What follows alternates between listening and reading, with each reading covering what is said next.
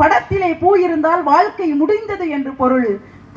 மாலையில் பூ இருந்தால், கழுத்திலே பூ இருந்தால் வாக்காளர் என்று பொருள். காதிலே பூ இருந்தால் வேட்பாளர் என்று பொருள். மாம்பூவாய் பூத்திருந்தால் சேலம் என்று பொருள். வேம்பூவாய் கசந்திருந்தால் ஈழம் என்று பொருள். அப்துல் காதர் ஐயா சொன்னாங்க. அப்படின்னா இன்னைக்கும் வறுமையில ஈழத்துல இருக்கக்கூடிய தமிழர்கள் எல்லாம் இலங்கையில கஷ்டப்பட்டுக்கிட்டு இருக்காங்க. அப்படின்னா வறுமையில இருக்காங்க அப்படிங்கிற உணர்த்தக்கூடிய ஒரு விஷயம் என்னன்னு சொன்னா நம்மளுடைய சிந்தனை பாடல்கள் மட்டும்தான். சிந்திக்கிறதுக்காகத்தான் கடவுள் பகுத்தறிவு அப்படிங்கிற 6வது அறிவை படைச்சாங்க நமக்கு. எல்லாரும் சொல்லுவோம், அந்த அருக்கு பாத்தியா அது என்னோட பிளாட், இந்த அருக்கு பாத்தியா இது என்னோட பிளாட்.